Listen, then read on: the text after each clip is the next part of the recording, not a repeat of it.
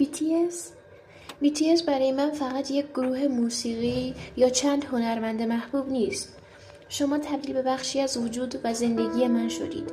هر آهنگ، هر اجرا و هر پیام شما مثل نوری بود که در تاریک‌ترین لحظه‌های زندگیم به من امید داد و باعث شد دوباره به خودم ایمان بیارم. شما به من یاد دادین که شکست پایان راه نیست، بلکه فرصتی برای شروع دوباره و قوی‌تر شدنه. وقتی به مسیر سخت و طولانی شما نگاه می‌کنم، می‌بینم که پشت هر موفقیت سالها تلاش، اشک، خستگی و ایستادگی وجود داره و همین باعث میشه منم در زندگیم هیچ وقت تسلیم نشم. شما به من جرأت دادین که رویاهای بزرگی داشته باشم، حتی اگه دیگران باور نکنن. یاد گرفتم که ارزش واقعی انسان در صداقت، عشق و تلاش بی‌پایان برای بهتر شدن هستش.